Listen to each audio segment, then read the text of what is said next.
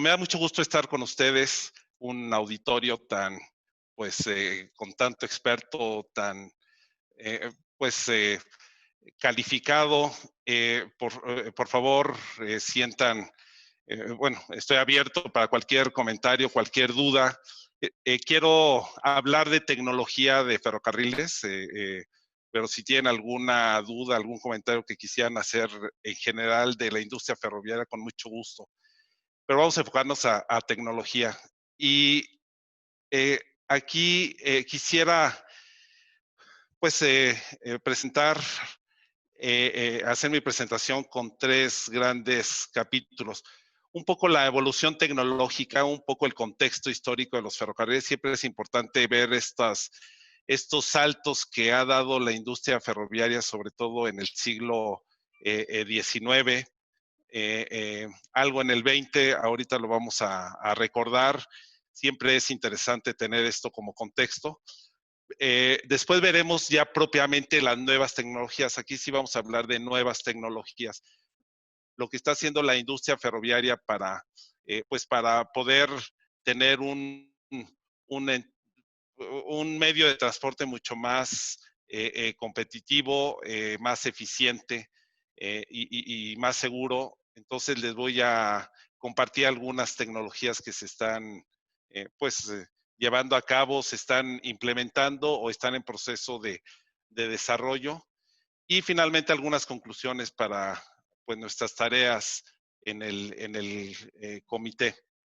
Entonces, lo primero que quiero plantearles es este concepto. La tecnología del ferrocarril básicamente son tres grandes elementos tecnológicos.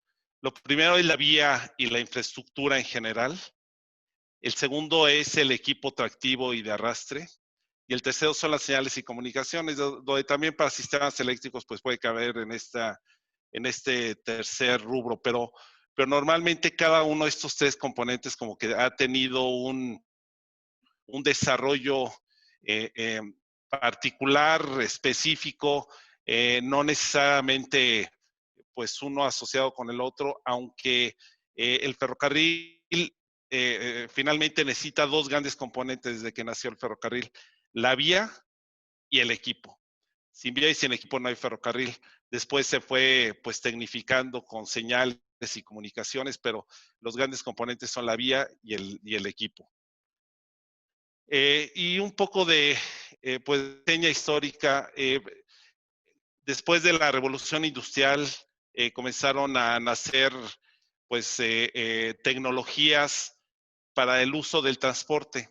Esta pues primer referencia que tenemos es de 1804. La primera locomotora propiamente fue pues desarrollada por Richard Trevithick en Gales.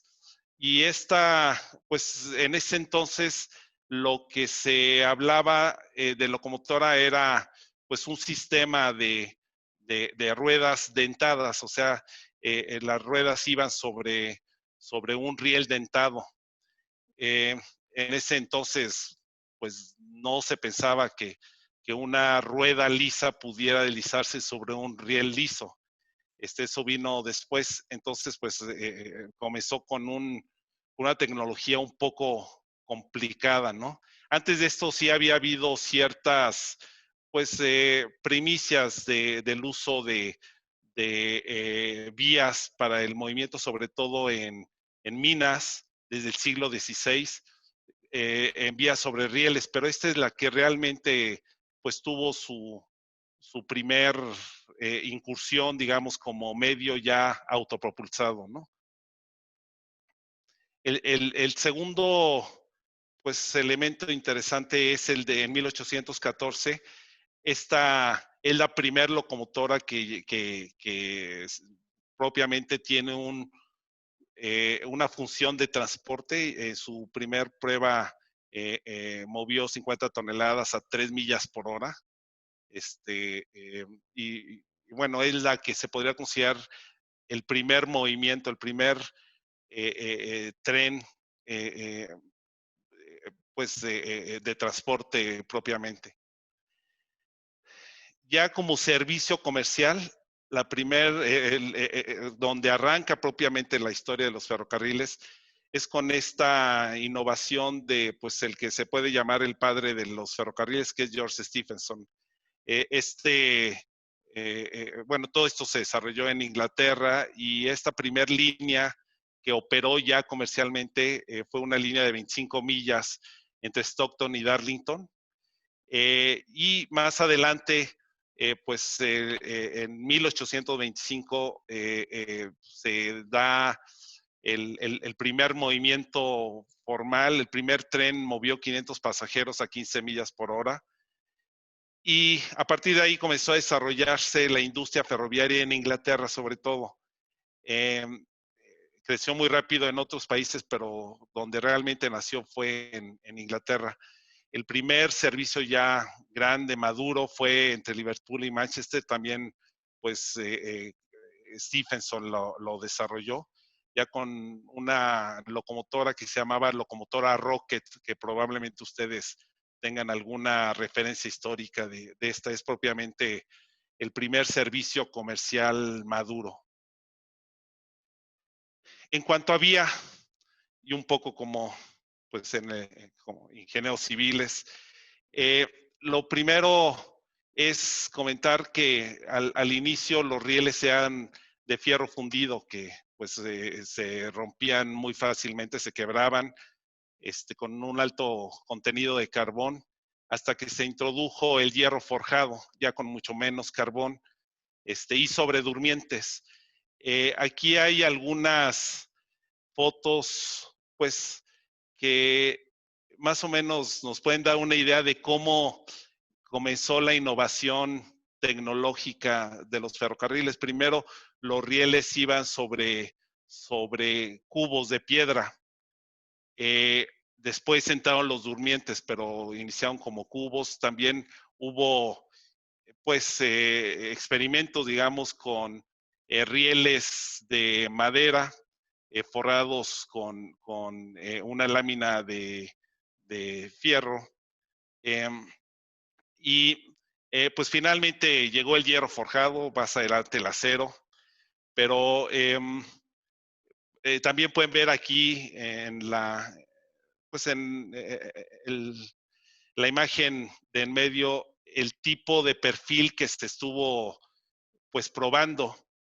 Eh, el que está en medio fue un perfil que se introdujo pues muy fuertemente. Después pues se descubrió que realmente no era adecuado, que había mucha pérdida de acero. Entonces pues se fue conformando el perfil que hoy conocemos poco a poco. Y la tercera imagen es una imagen muy interesante porque tiene que ver ya con la introducción del ferrocarril en Estados Unidos. Inmediatamente que Inglaterra comenzó a desarrollar esto, Estados Unidos lo asimiló. De hecho, Estados Unidos tuvo su desarrollo, su consolidación como país, ustedes seguramente lo saben, gracias a la cohesión que le dio el ferrocarril. Y entonces la filosofía que tenía la industria americana era construir barato y rápido y después mejorar. No había estudio, no había un trazo per se. No, lo importante era avanzar lo más rápido posible. Y eso, pues como ingenieros, es interesante saber que pues básicamente iban pues conforme a la topografía del terreno lo pedía. O sea, no había pues cortes o terraplenes, básicamente se seguía el terreno natural. Y pues también en curvas, a veces eran curvas muy cerradas. Y después lo que hicieron es arrancar con esa foto ya está lista. Es una foto que es los durmientes listos para recibir el riel. Si ahorita la viéramos, parece una vía abandonada después de 20 años de abandono. Y en realidad, esa fue la forma en que creció la industria en Estados Unidos. también algo interesante es que en el caso de los ríos, la vía se interrumpía, había unas barcazas que movían el tren de un lado al otro lado del margen del río, y ahí continuaba la vía, ¿no? Era construir lo más rápido posible, ¿no? Y el tema de los escantillones, también hubo pues una guerra, realmente se conoce como la guerra del escantillón, donde pues bueno, el escantillón, como todos saben, es el ancho de la vía medida entre riel y riel, de centro a centro del riel. Entonces, pues Stephenson, que es el que les comentaba que desarrolló este sistema entre Liverpool y Manchester y que arrancó el servicio comercial, diseñó su estándar, que es de 4 pies 8 1/4 pulgadas, que es 1,435 metros, que es el escantillón que hoy usamos. Hubo una serie de iniciativas pues, de construir las vías férreas hasta 5 pies, que son más de 2 metros. Los rusos construyeron hasta 5 pies. Eh, y en Inglaterra hubo como que varios modalidades. Mientras más ancho, pues era más confortable, era más rápido, pero a la vez pues requería, era más costoso, y además pues había un problema de la pues compatibilidad con otros sistemas. Era muy importante para el gobierno inglés definir el sistema que pudiera ser compatible pues para toda la nación, y que no cada ferrocarril tuviera su propio escantillón. Los argentinos llegaron a tener hasta 5 escantillones distintos, entonces eso pues realmente no permite integrar las redes ferroviarias. En México todavía en los 80s, bueno, todavía en 94 se canceló la última línea que iba de Puebla a Tezuitlán, de Oriental a Tezuitlán más bien, con vía angosta. Entonces esto de uniformar los escantillones era muy importante, y en 1846 se publicó el Gage Act en Inglaterra, para definir que el escantillón de 4 pies 8 1/4 pulgadas era el estándar. Es el que tomó Estados Unidos y posteriormente México y, bueno, todo Norteamérica en realidad. Comenzó a evolucionar la máquina de vapor. Aquí en 1875 se puede decir que hubo dos grandes direcciones en el desarrollo de la locomotora. Por un lado, pues la consolidación, o sea, la locomotora fue creciendo en tamaño, pero conforme más grande era y más potente, pues el peso por eje era mayor. Entonces, pues había un modelo de diseñar la composición de las ruedas tal que permitan pues distribuir las fuerzas en el riel de mejor forma y poder crecer en tamaño y en potencia. Pero otra tendencia fue olvidarse de seguir creciendo de esa forma, simplemente con diseños de disposiciones de rueda, y pues se habló más bien de la innovación de nuevas, pues, nuevas máquinas de vapor, en fin, nuevas formas de ser más eficiente pues en la fuerza que generaba el vapor, ¿no? Eh, Creció la locomotora. Aquí lo que pueden ver en la fotografía es la locomotora más grande que, pues, que se tiene, bueno, que se reconoce como la más grande, digamos, en cuanto a la potencia, a la velocidad. Es una locomotora que desarrolló Union Pacific, que se llamó Big Boy en 1941. Tenía 6,300 caballos de fuerza y podía desarrollar hasta 130 kilómetros por hora. Pero bueno, finalmente como que el vapor tuvo pues, su periodo de maduración y ya no podía crecer más. Además era costoso, entonces se desarrollaron otras formas de energía. En 1879 se comienza a electrificar algunas líneas, sobre todo para pasajeros, sobre todo para líneas urbanas subterráneas que comenzaron a desarrollarse y en tramos donde había túneles largos que no podían mover adecuado o que las locomotoras de vapor no podían moverse adecuadamente en ese tramo, ¿no? Entonces, en 1879 se da el primer servicio público eléctrico. Hubo otro tipo de innovaciones, se buscaban otro tipo de innovaciones para mejorar la eficiencia.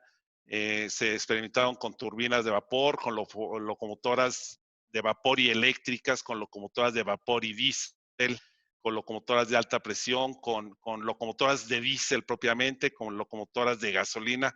Hubo una verdadera, pues, muchas modalidades, una verdadera fiebre por buscar pues, tecnologías más eficientes. También se trabajó mucho en la parte aerodinámica y comenzaron a manejarse lo que se llamaron los streamliners, que después se convirtieron en los trenes de alta velocidad. Y se introduce la locomotora diésel eléctrica. La primera locomotora diésel eléctrica la tuvimos en 1924, los rusos. Un año después, los americanos con ALCO, que duró todavía hasta finales de los 90s, ALCO. En 1925 desarrolló su primer locomotora. Y la que realmente se puede decir que es la primera locomotora ya muy bien lograda, con ALCO también, fue una locomotora de 2000 HP en 1940. Y bueno, todas estas locomotoras son locomotoras diésel eléctricas. Básicamente, una locomotora diésel eléctrica es una locomotora eléctrica, pero cuya energía para el generador eléctrico proviene de un motor de diésel. En lugar de tomar la energía eléctrica de una catenaria, como las locomotoras eléctricas, la toman pues de un motor diésel que está en la misma locomotora, pero realmente son locomotoras eléctricas. Por eso lo que les decía, se buscaban vapor eléctricas, estas diésel eléctricas, eh, y estas locomotoras operaron o se desarrollaron, se diseñaron y estuvieron operando con corriente directa. En 1993 se introduce pues un cambio tecnológico, que es el mismo principio de una locomotora, de un motor eléctrico, pero alimentado por corriente alterna. Y eso son las locomotoras que hoy estamos usando, son locomotoras estándares de 4000, 4400 HP según la marca, pero son las que se están usando en la industria eh, pues de Norteamérica. Y los trenes de alta velocidad, pues otra revolución. Se dio en 1964 el primer sistema en Japón de alta velocidad, el Shinkansen, que seguramente lo conocen. En ese entonces podía desarrollar hasta 200 kilómetros por hora. En la Tokaido Line, que corría entre Yokohama y Nagoya, que después creció a Tokio y Osaka. Y en 1981 comienza el desarrollo en Europa con los franceses, con el TGV de París a Lyon. Ese tren, ese sistema podía operar a 230 kilómetros por hora. Pues básicamente este es como que un poco la historia.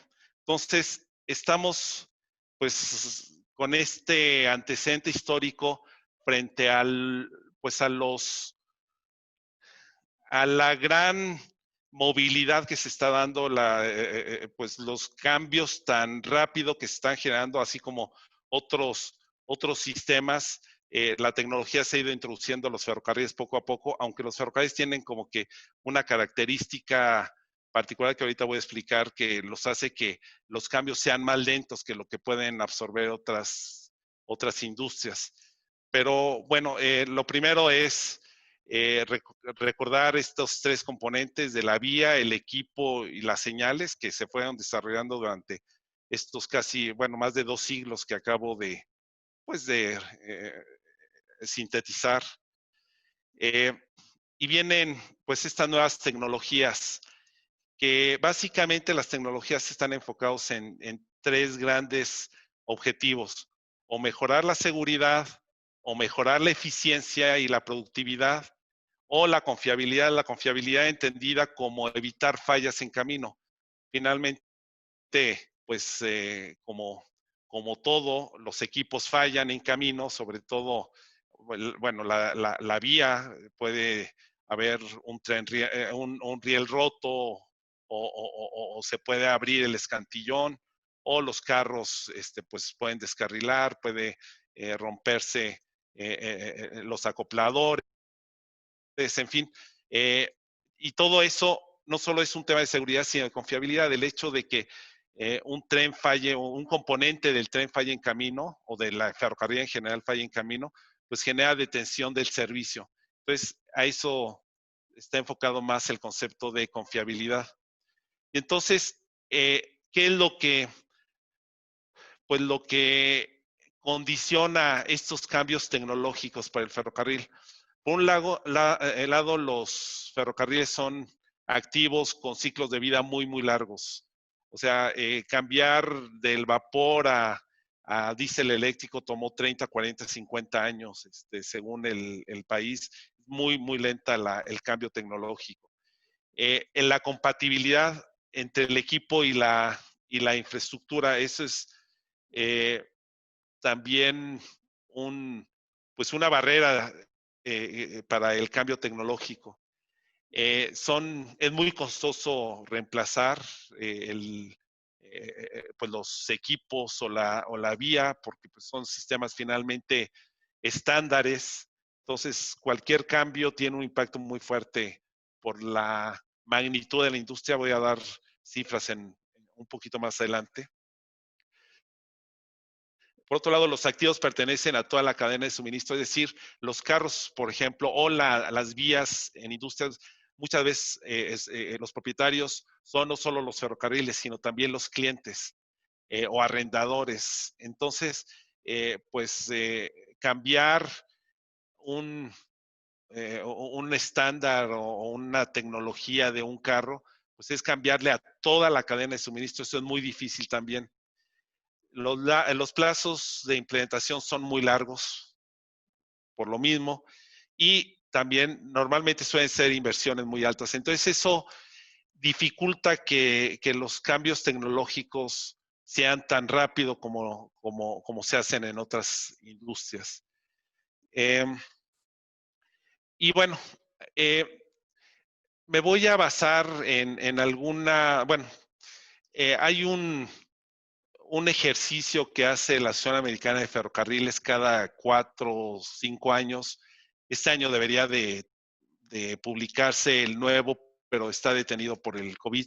Pero es un estudio que hace de prospectiva tecnológica para los ferrocarriles, y con la participación de todos los ferrocarriles en el seno de la AAR, se discuten las tecnologías.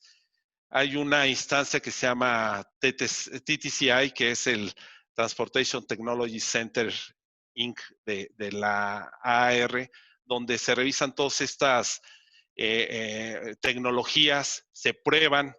Ahí tienen un centro de prueba con un circuito de vía donde están dando vueltas los trenes para probar elementos de la vía del equipo de 77 kilómetros, más laboratorios, etcétera. Pero digamos, en todo este entorno, los ferrocarriles definen cuál es el futuro, qué es lo que ven de las nuevas tecnologías y cuál es el futuro que vislumbran de las tecnologías, y las priorizan. Y está dividido en vía, en equipo, en operación. Entonces les voy a dar pues, les voy a dar ejemplos de cada una de estas tecnologías. Aquí, como ustedes pueden ver, están también priorizadas por la prioridad, digamos, en cuanto a impacto y en cuanto al rol que tiene la industria ferroviaria en esa tecnología en particular.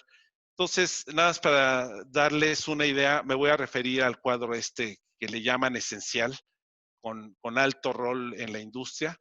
Y aquí, hablando de vía y estructuras, pues los objetivos que definieron. El último estudio que se tiene es de 2015 de la AR, que les comento, de prospectiva.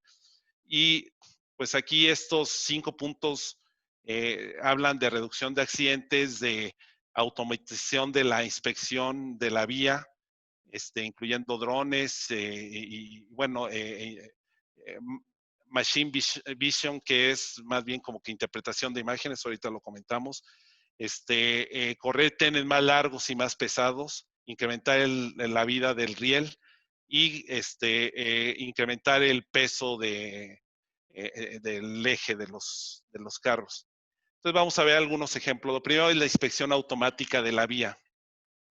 Aquí la vía, bueno, en Estados Unidos o en la industria norteamericana en general, básicamente estamos hablando que tiene cerca de 300,000 kilómetros de longitud y hay cerca de 61,000 puentes. Y todas estas vías y puentes tradicionalmente se inspeccionan con cuadrillas de vía que trabajan en campo inspeccionando pues en campo, digamos visual. Y estas tecnologías lo que hacen es sustituir esa forma de inspeccionar y tecnificarla y eficientarla.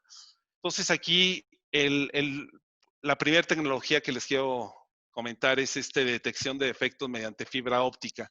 Aquí lo que se hace es poner fibra óptica básicamente a 3 metros y medio del eje de la vía, está a una profundidad de medio metro, básicamente la fibra óptica desnuda, sin protección, que absorbe pues las vibraciones que se generan por los trenes, tanto en la vía como en los carros. Se puede detectar con esto pues el desgaste del balasto, se puede inspeccionar algún riel roto, sobre todo rieles rotos. También se puede detectar ruedas planas de los carros, se puede detectar pues intrusión de personas en el derecho de vía. Entonces, esta es una tecnología que de hecho ya se ha ido implantando. En México estamos por iniciar una prueba piloto en Ferromex sobre esta tecnología. Ya funciona esta tecnología. Luego, otra es el procesamiento de imágenes, que es pues equipo de pues interpretación de imágenes, o sea, se toman muchas imágenes, se aprovecha, digamos, se interpreta las imágenes digitales y con eso se puede pues medir tanto eh, soldaduras, se pueden medir los componentes de las fijaciones de la vía, los durmientes, digamos, el alineamiento de los durmientes, la calidad del riel, todo es interpretación de imágenes. Y un tercer tema es la inspección de vía mediante drones. Sobre todo en áreas de acceso difícil como los puentes, los drones han funcionado realmente muy bien, ya se están aprovechando. También los drones se pueden utilizar para la inspección de vía mediante el procesamiento de imágenes al que me acabo de referir, pero digamos, tomando los elementos de la vía, sobre la vía propiamente, o también hay otras aplicaciones no estrictamente a la vía como funcionar como pilotos de los trenes o custodiar a los propios trenes, sobre todo para fines de protección. Entonces, los drones, pues, una tecnología ya muy madura, se están usando ya de manera generalizada pues, en la industria ferroviaria, hablando particularmente de vía, ¿no? Otra vertiente de vía es el heavy haul que se llama, o propiamente pues incrementar la carga por eje de los carros. Aquí partimos si nos vamos al diagrama de abajo, partimos de un estándar de 263,000 libras que teníamos todavía hasta mediados de los años 80, que eran carros de 120 toneladas. Es decir, un carro tiene 4 ejes, entonces básicamente estamos hablando de 30 toneladas por eje. hasta mediados de los 80s. Después brincó a 286,000 libras para carros de 130 toneladas. Y heavy haul, de lo que se trata es de llegar a 315,000 libras o 143 toneladas por eje. El de en medio, el de 286, nada más comentarles que es el estándar que hoy maneja la industria. La industria ferroviaria mexicana en particular, cuando recibimos los ferrocarriles, cuando se privatizaron, la capacidad de la vía era de 120, 110, hasta 100 toneladas por carro. Pues se ha hecho, o de las primeras acciones que se tomaron al inicio de las concesiones fue mejorar la infraestructura, tanto la vía como los puentes, para poder soportar capacidades de 130 toneladas.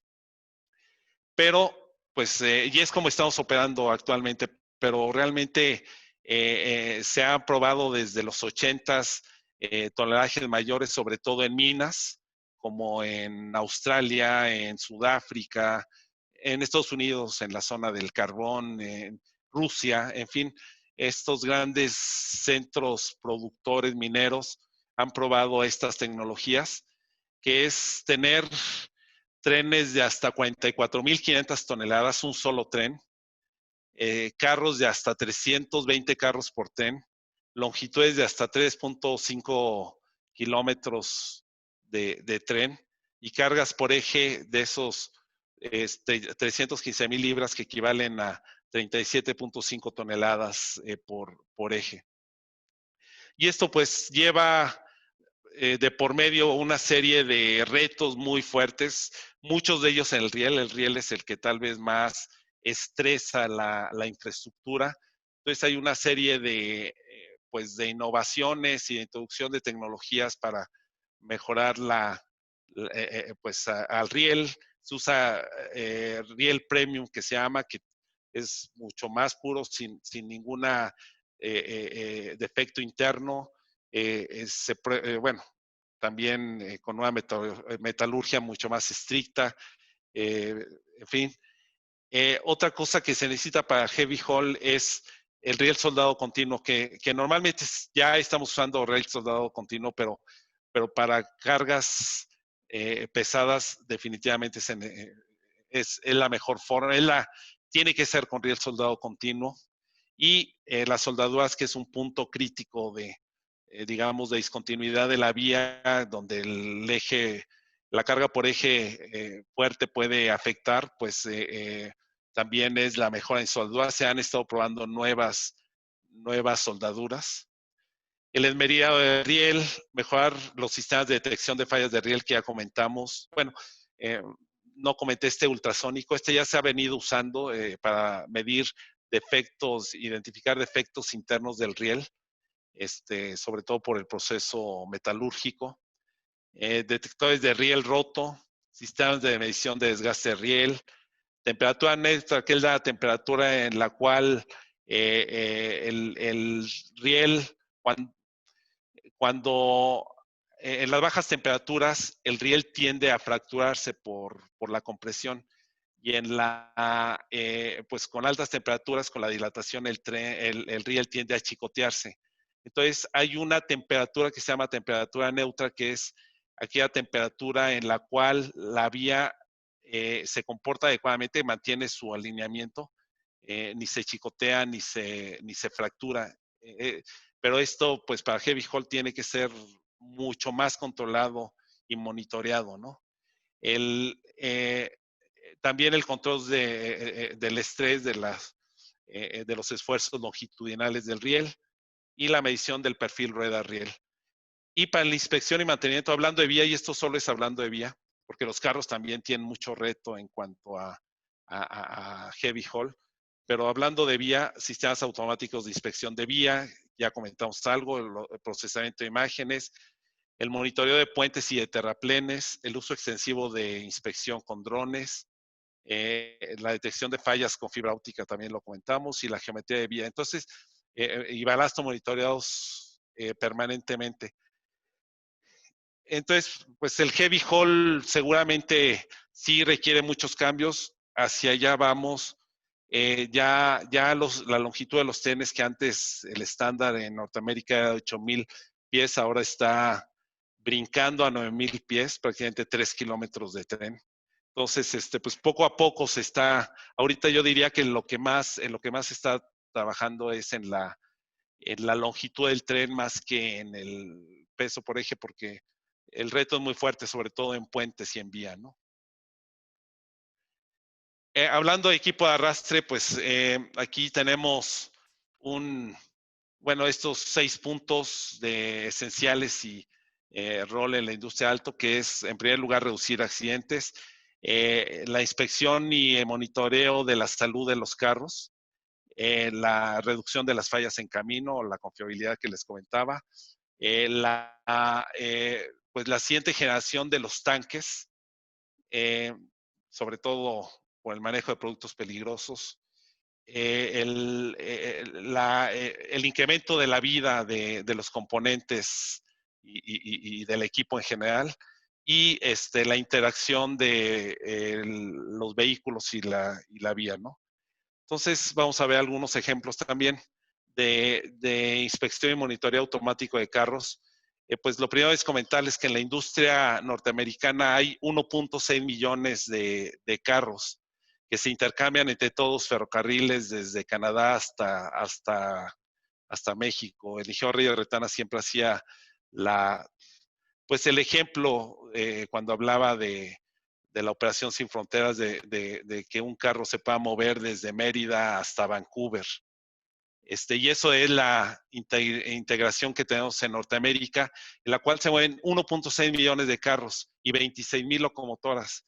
Entonces, pues se han de imaginar que también las inspecciones que también se hacían o se hacen todavía tradicionalmente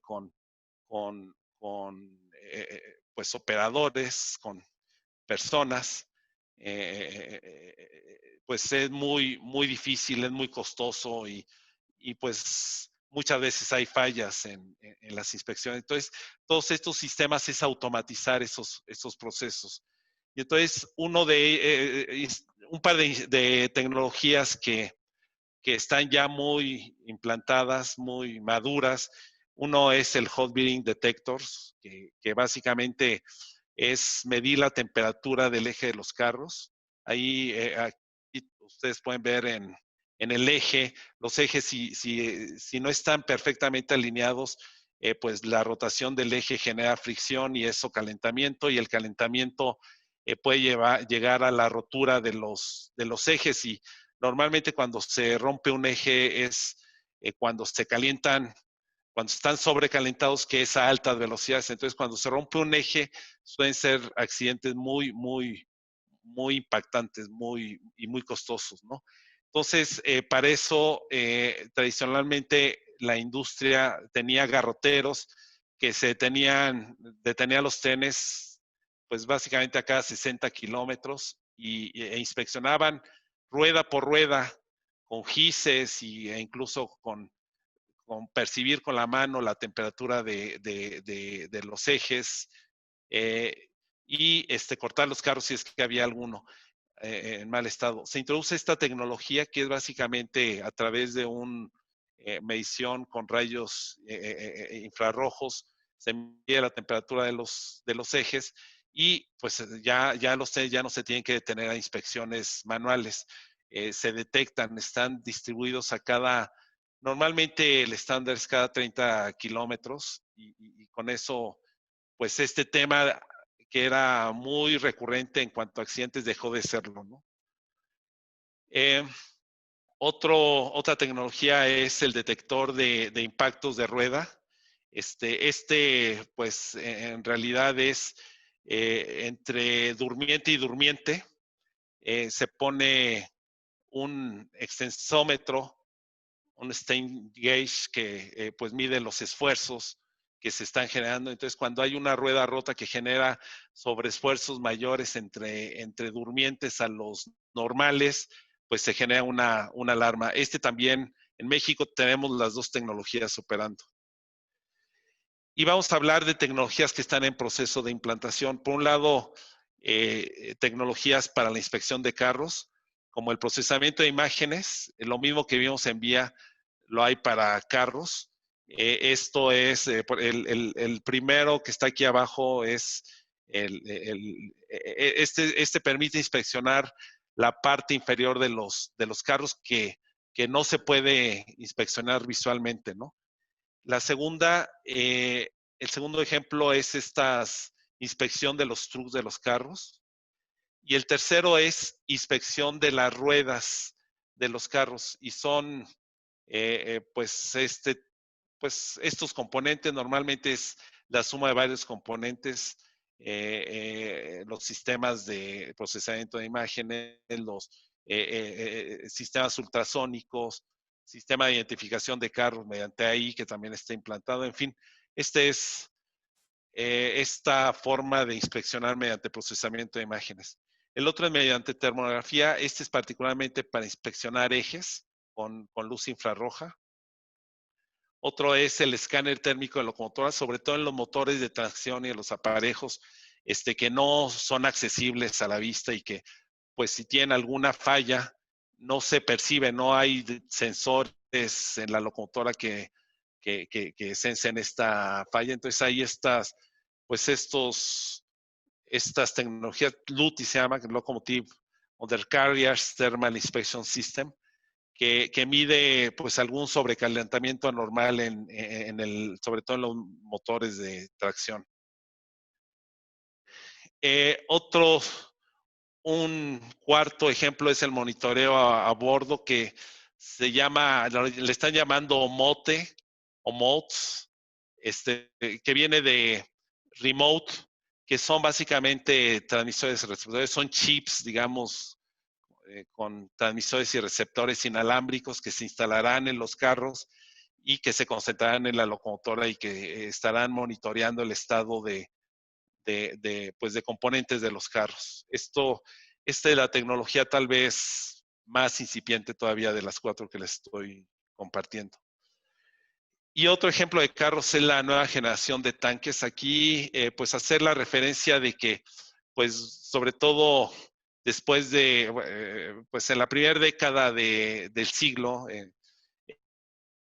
pues comenzó a haber una demanda muy fuerte de movimiento sobre todo de crudo por ferrocarril, porque se comenzó a explotar el fracking, comenzó a subir la demanda y los ductos no tuvieron capacidad de absorber pues toda la demanda que se estaba generando. Entonces comenzó a crecer la demanda, como lo pueden ver ahí en esta gráfica. Pues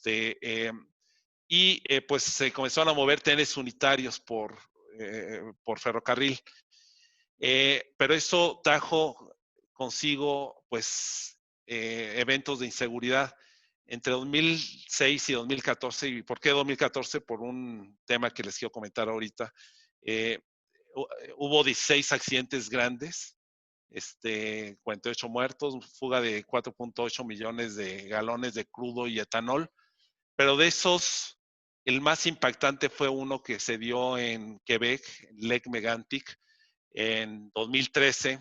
Y ahí básicamente, pues, lo que sucedió es que se dejó un tren pues, en pendiente. El conductor y el maquinista cumplieron su jornada de servicio, dejaron, pues, el tren, no propiamente amarrados los carros. Teníamos pendiente de 1.2% y el tren comenzó a rodar, un tren unitario pues, con petróleo crudo, comenzó a rodar 7 millas hasta que terminó descarrilando en plena ciudad, pueblo de Lake Megantic. Y de los 48 muertos que les decía, en este accidente fueron esos 48 muertos. Entonces, eso trajo como consecuencia más allá del problema estrictamente operativo, había un entendimiento de que el petróleo crudo no explotaba. Y en realidad, después de este accidente y hacer investigación, se llegó a la conclusión que los gases que desprende el petróleo crudo sí son inflamables. Entonces, hubo una revisión de los tanques. Aquí es la tecnología como la tenían, no hay protección en las las cabeceras de los carros, la presión de los carros interna es mayor que la resistencia de los aceros con los que están construidos los carros, no tienen resistencia térmica, tampoco están o tienen todavía, porque está en proceso de transición, no están propiamente asegurados los carros. Entonces vino una disposición de la Federal Railway Administration de pues hacer un cambio masivo de estos carros, de estos tanques. Se encamisaron los tanques con acero de 9-16 pulgadas.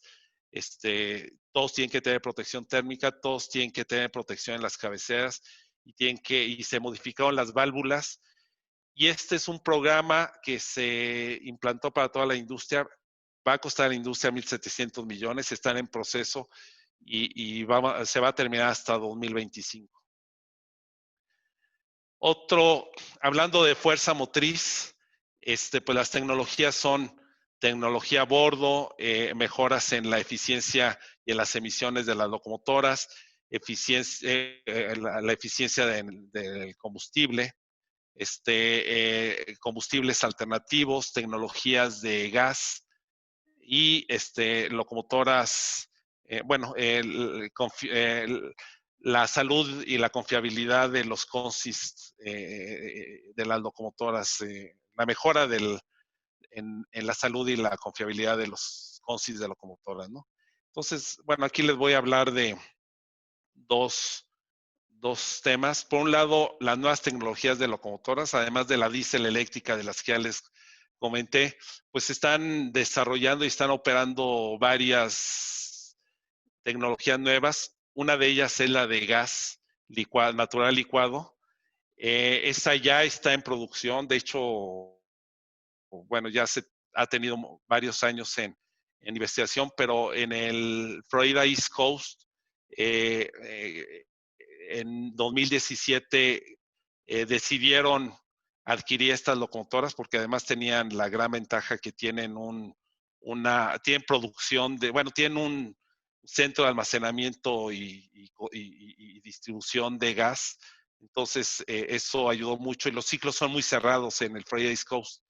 Entonces, se adquirieron 69 locomotoras y están operando pues exitosamente.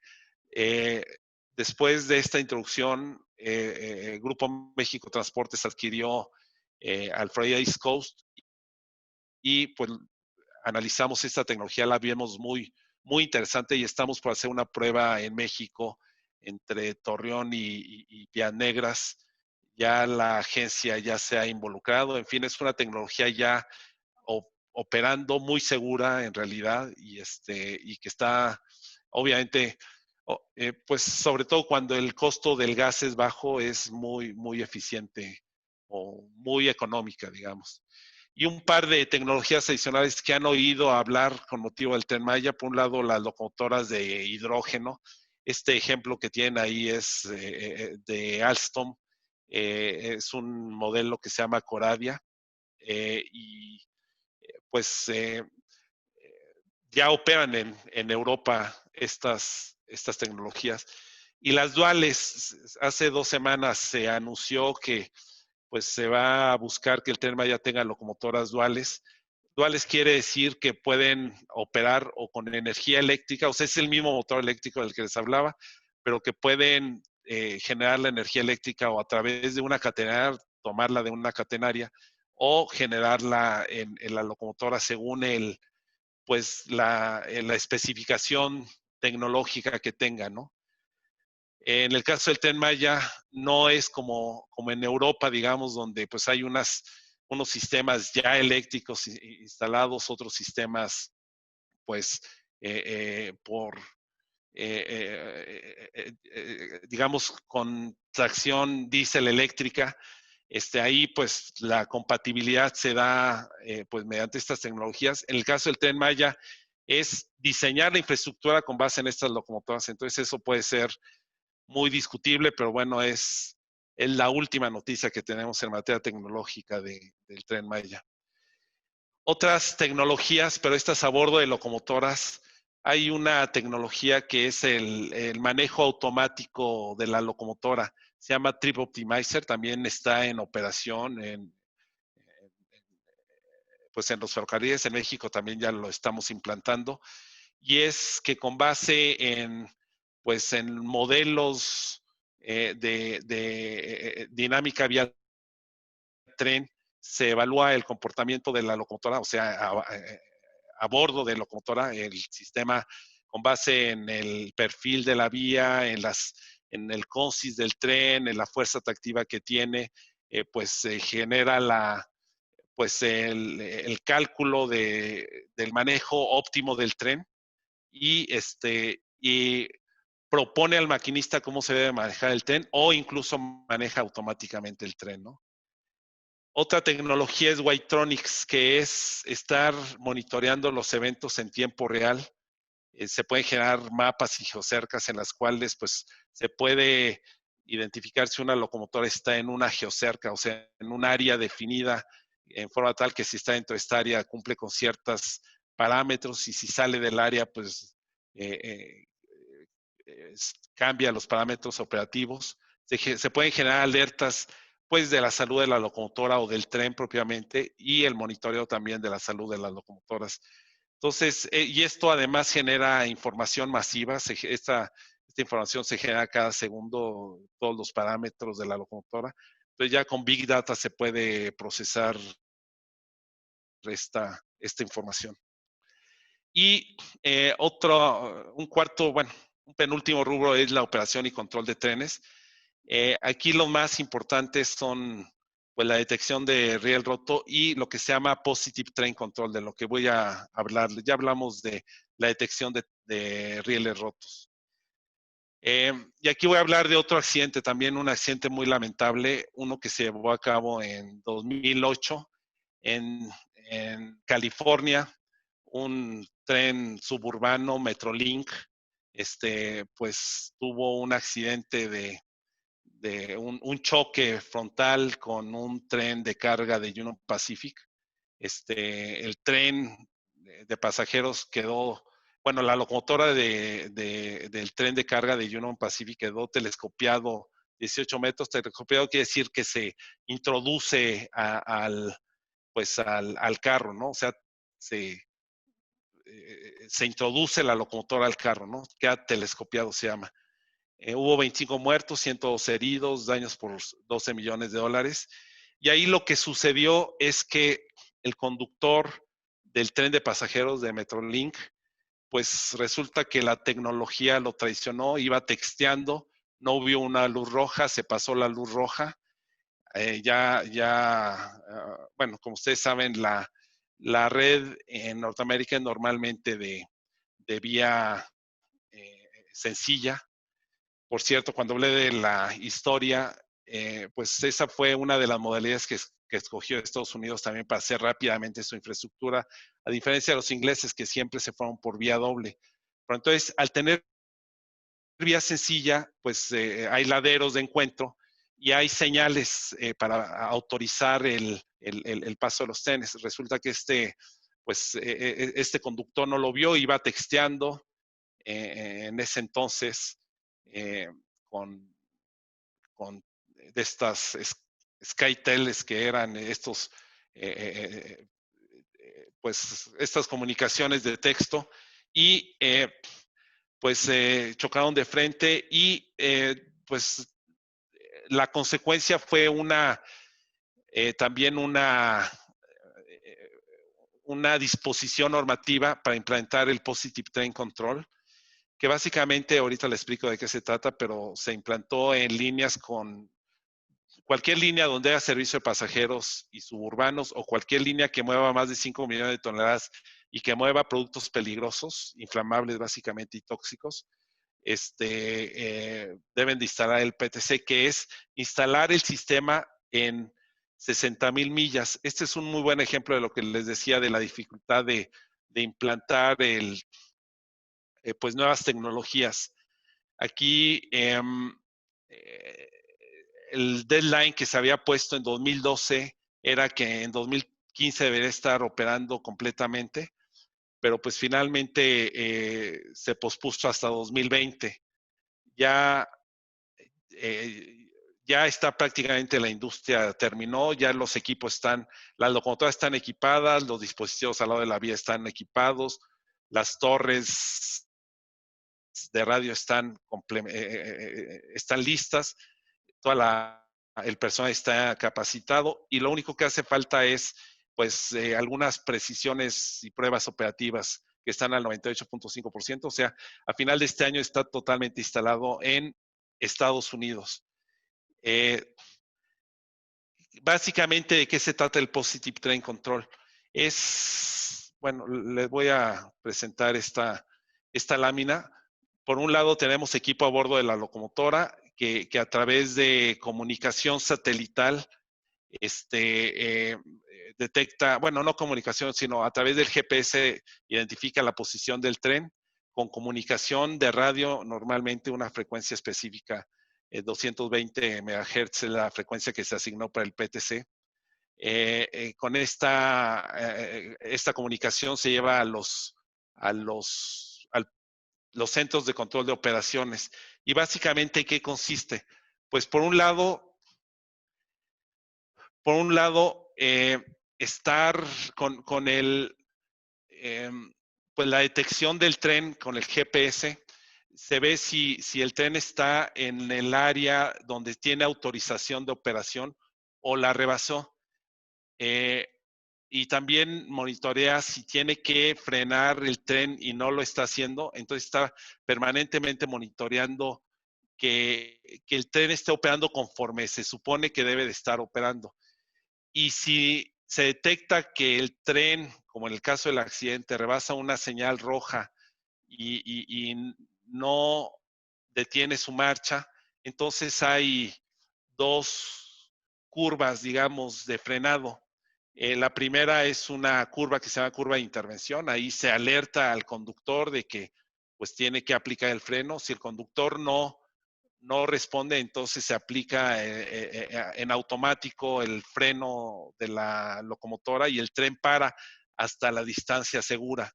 Entonces esto permite que si hay alguna violación en señales como la del accidente o en protección de personal de mantenimiento o en autorizaciones de tramo operativas de despacho de trenes, permite detener la marcha, pero también permite el sistema detectar la velocidad. Si el tren va operando una velocidad mayor que la permitida, pues también se alerta y en su caso frena automáticamente. Y también permite como que ya tener otro tipo de ventajas operativas como el control de los tiempos de recorrido para fines de mejorar los encuentros de los trenes y la confiabilidad del servicio. Entonces es una tecnología muy interesante, muy costosa y complicada. Y estas son algunas tecnologías de servicio. Eh, Aquí nada más se las voy a leer, no voy a presentar ya ningún ejemplo. Es reducir las fallas en camino, reducir los accidentes, monitorear los activos, o sea, sobre todo los carros, la localización de los carros, la planeación y la administración, o sea, sistemas para la planeación y la administración de las operaciones, digamos, las necesidades en el cumplimiento de la normativo de seguridad y seguridad, digamos, safety and security, y mejorar los sistemas de administración de ferroviario en general. Bueno, pues finalmente, tres ejemplos o tres récords.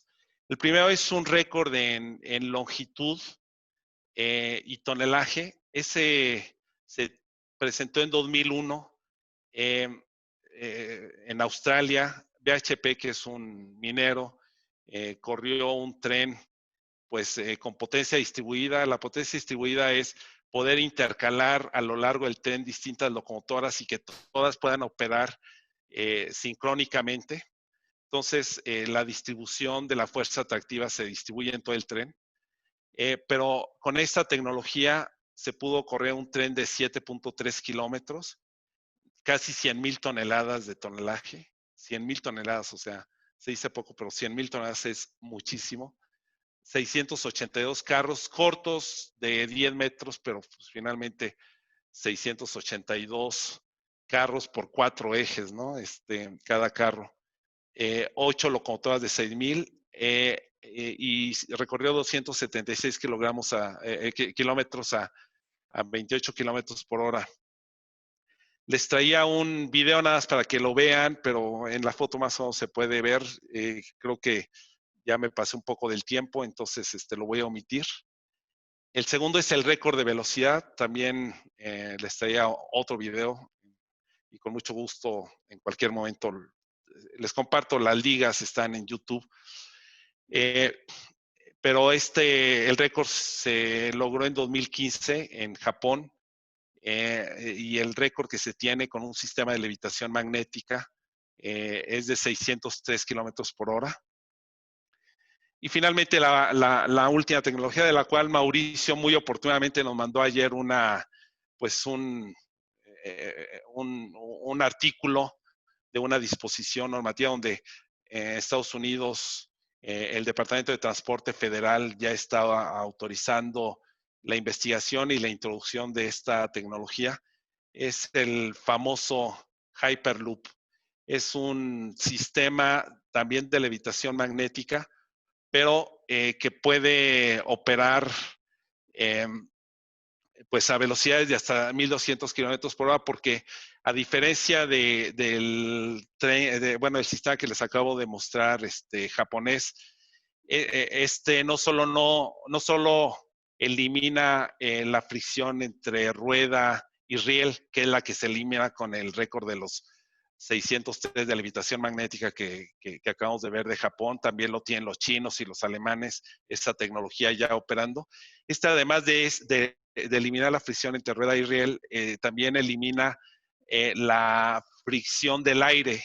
El tubo por el que se desplaza este vehículo es un tubo al vacío. Entonces, entre la suma de que se evita la fricción del aire, bueno, la fricción de la rueda y la resistencia del aire, se pueden alcanzar velocidades hasta 1,200 kilómetros por hora. Y hay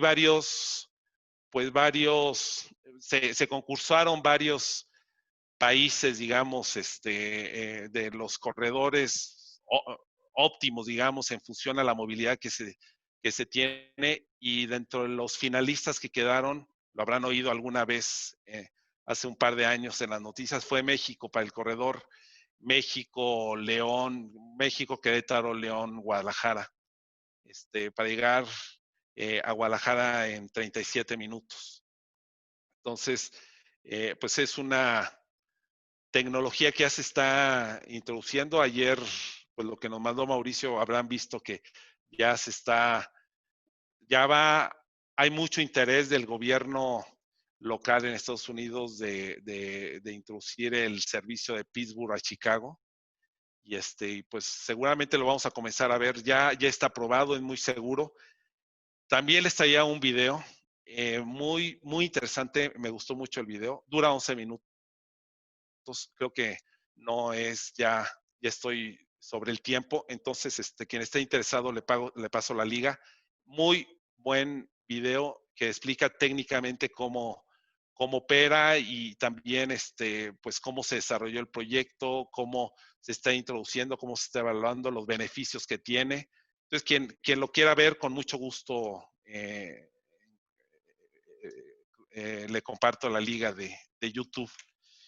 Y bueno, finalmente, pues las conclusiones, o como nos plantea Mauricio, los takeaways, ¿no?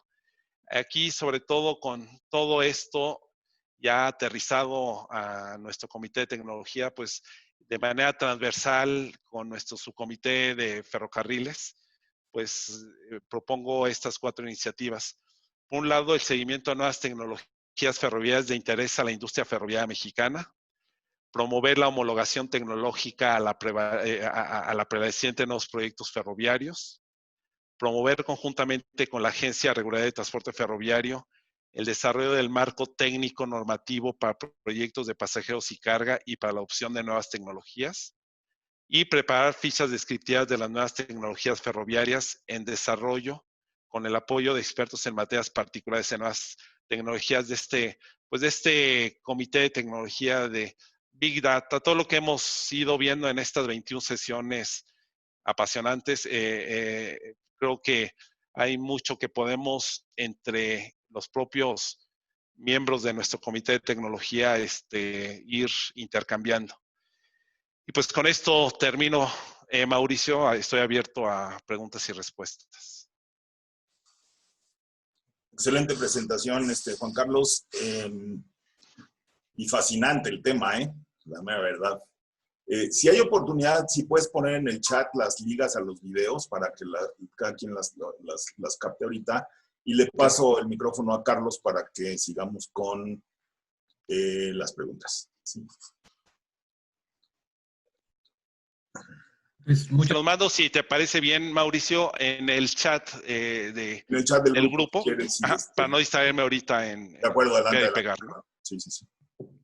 Muchísimas gracias, sin duda, un recorrido histórico y tecnológico muy interesante. Muchas gracias por la exposición. Algunas preguntas. Comienzo con la de nuestro presidente, el ingeniero Luis Rojas.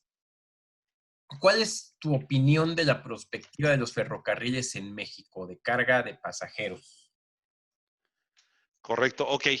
De carga, creo que han madurado muy bien los ferrocarriles. Creo que realmente se han introducido las tecnologías, se ha modernizado la infraestructura, está operando realmente muy bien. Se ha más que duplicado el volumen de tráfico que se movía al inicio de las concesiones en 20 años. Entonces, yo diría que en carga vamos muy bien. El gran reto de carga que tenemos es pues por un lado,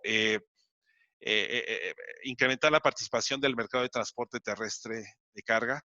Al inicio de la concesión movíamos el 18%, llegamos a mover hasta el 26%, y hace ya más de 10 años, 12 años, nos mantuvimos en el 25%. En Estados Unidos y Canadá, pues esta participación es del 40%, prácticamente 37%, la cifra más reciente, pero hay mucho todavía por desarrollar. Y esto tiene que ver más bien con logística más que con infraestructura. Son las cadenas de logística las que hay que modificar. En materia de pasajeros es un tema muy distinto.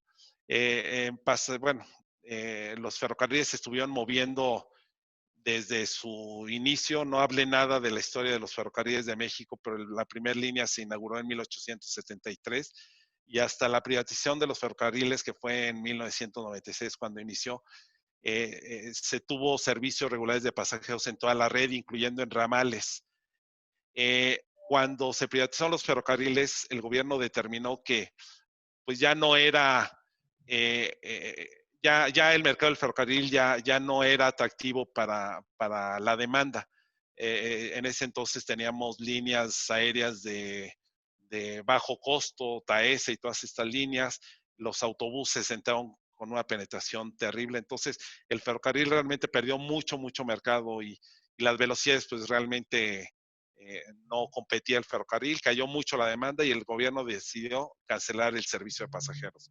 Solo dejar los servicios turísticos, particularmente el del Chihuahua al Pacífico, y algunos servicios de tipo social.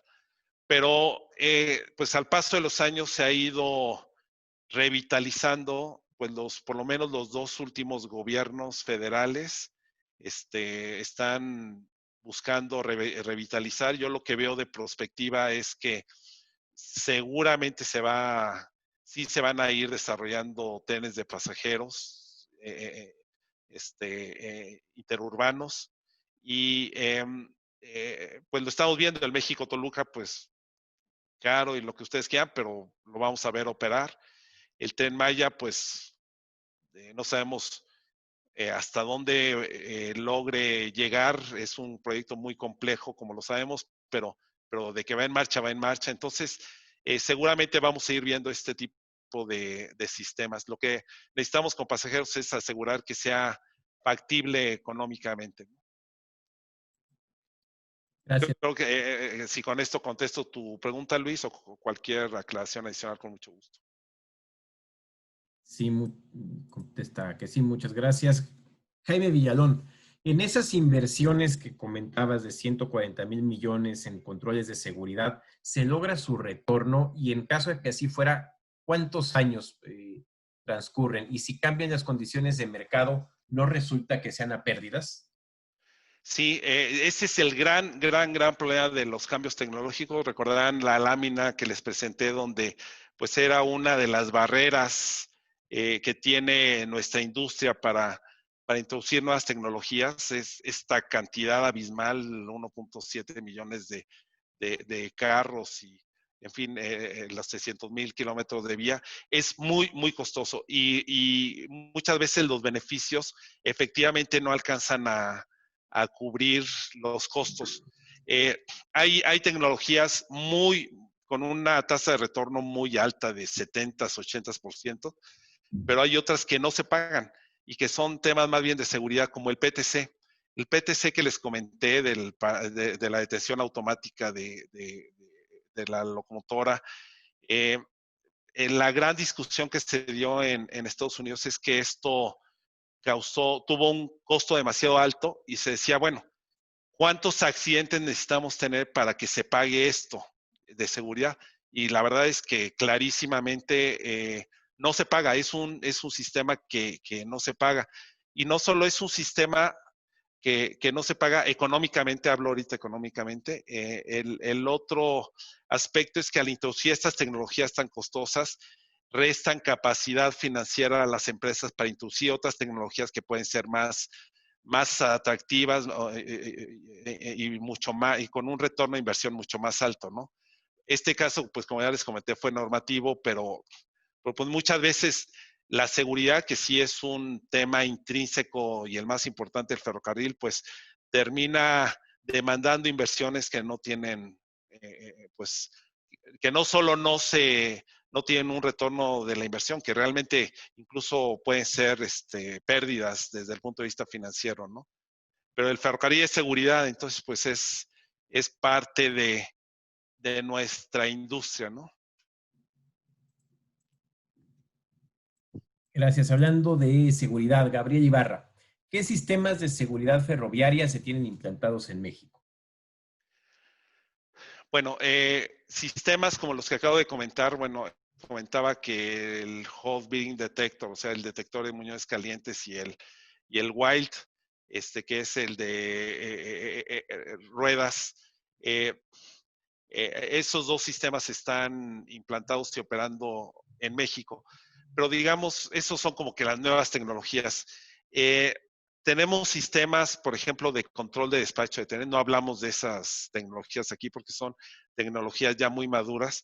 El sistema de control de despacho de trenes, que es las autorizaciones que se da a los trenes para moverse de un punto a otro punto, pues son sistemas muy seguros que evitan pues que haya tramos en que haya invasión de trenes simultáneos, ¿no? Entonces ese tipo de tecnologías ya están introducidas. Obviamente todas las tecnologías que vienen embebidas dentro de las locomotoras y de los carros, el, el, los rieles, por ejemplo, las soldaduras, todo este tipo de tecnologías que ya están operando en México, pues son con estándares de la industria norteamericana y normalmente esto trae asociado temas de seguridad.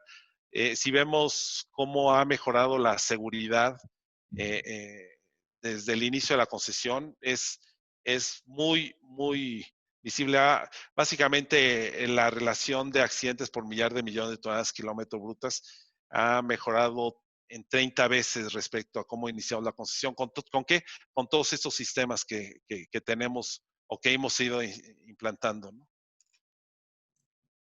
Seguimos con temas de seguridad. Eduardo Lee, relacionado también con pendientes ferroviarias, hablabas del tren México-Toluca. ¿Qué opinas sobre la pendiente tan grande que tendrá el tren de pasajeros, el tren interurbano México-Toluca, desde la bajada de la caseta de la Marquesa hasta la zona de Santa Fe, prácticamente del 5%? ¿Cuál es tu opinión sobre la operación y los posibles riesgos que implica una pendiente tan pronunciada? Correcto, pues para mi punto de vista es un diseño no afortunado, o sea, realmente es por supuesto, es cuando pelea la economía con con la técnica, digamos, pero definitivamente estas pendientes, si bien los sistemas de tracción que va a tener el México-Toluca sí va a poder abatir estas pendientes o desarrollar estas pendientes, eh, sin duda se va a perder un gran beneficio que es el de la velocidad. O sea, los trenes que se van pues a adquirir o que se adquirieron para el México-Toluca están diseñados para 160 kilómetros por hora. Con estas pendientes van a estar desarrollando 100, 110 kilómetros por hora en ese tramo. Pero además técnicamente sí, seguramente va a tener pues costos de mantenimiento altos. Definitivamente un tren de pasajeros nuevo pues debe de ser diseñado con especificaciones que permitan desarrollar la velocidad estándar a la que se desea, ¿no? Mismo Mejía, de los sistemas de manejo de datos en desarrollo y operación, ¿qué porcentaje y en qué funciones son plataformas comerciales de proveedores informáticos y qué tanto son desarrollos propios de los operadores o clientes? Normalmente todas estas tecnologías, como las que acabamos de ver, normalmente son tecnologías de proveedores, digamos, de proveedores que dan servicio a la industria ferroviaria. O sea, normalmente los ferrocarriles y mucho menos los clientes que tienen infraestructura y equipo ferroviario, normalmente no desarrollan tecnología. La tecnología se promueve a través del TTCI que les comentaba, pero normalmente son proveedores de la industria que pues tienen desarrollo tecnológico y que pues buscan introducir sus mejoras a la industria, y la forma en que lo hacen es que pues lo diseñan, lo desarrollan, lo prueban, y cuando está suficientemente probado lo ponen a consideración a través de la AR a que se prueba en este centro que les comentaba, que está en Pueblo, Colorado, ahí es donde está el loop que les comentaba, se prueban estas tecnologías, y cuando está suficientemente probada y sobre todo bajo el punto de vista de seguridad, lo aprueba cuando hay temas de seguridad intrínsecos, lo aprueba la Federal Railway Association y se introduce al mercado. Entonces yo lo que diría es que hay mucha, por ejemplo, para detectores ultrasónicos de riel o detector procesamiento de imágenes de los que cuenta, son varios los que están haciendo estas pruebas, y entre ellos están compitiendo por introducirlo lo más rápido al mercado, ¿no?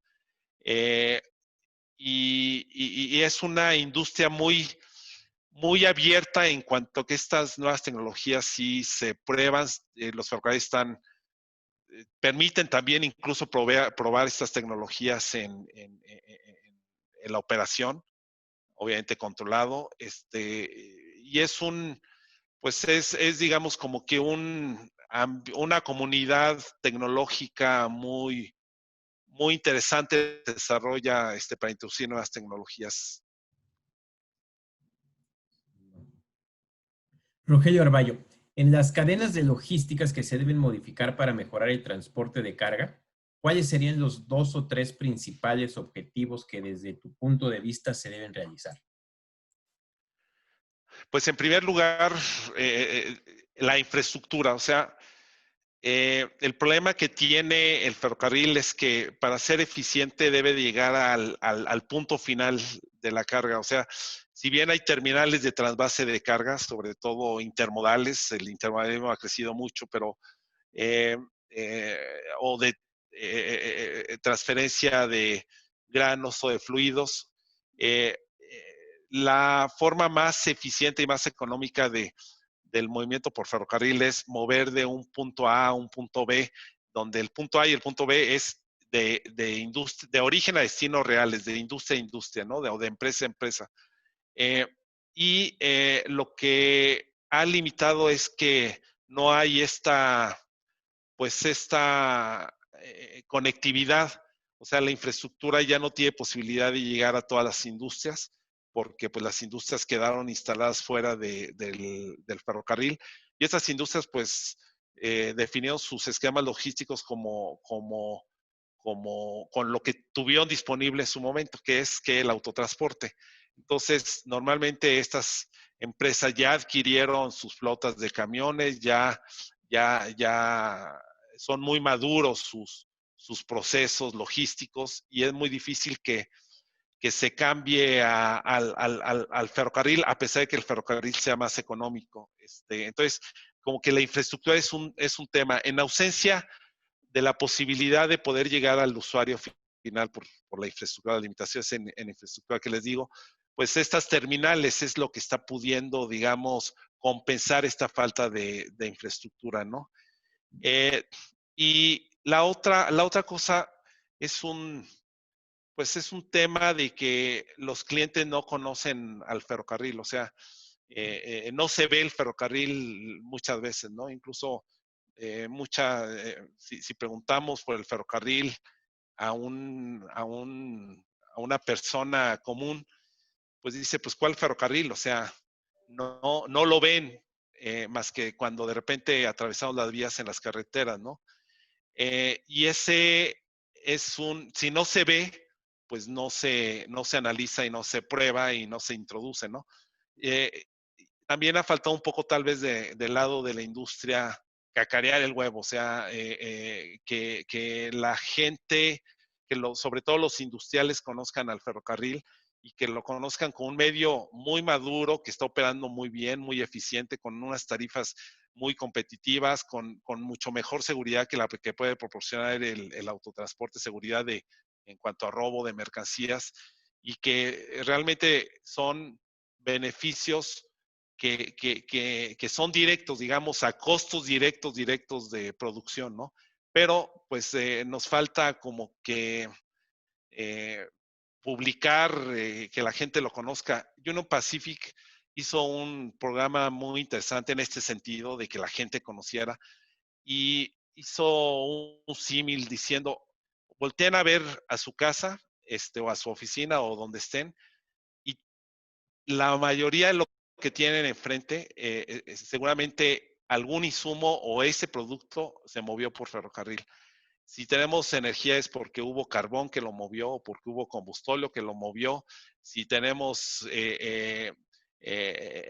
construcciones, porque se movieron materiales por ferrocarril. Si tenemos madera, en fin. Y si comemos es porque se movieron los granos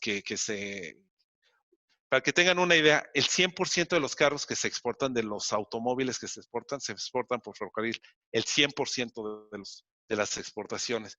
Pero las industrias no los conocen, entonces, pues ahí hay mucho que hacer como industria, los clientes y el gobierno, pues tiene que ser facilitado el gobierno de esta infraestructura, ¿no?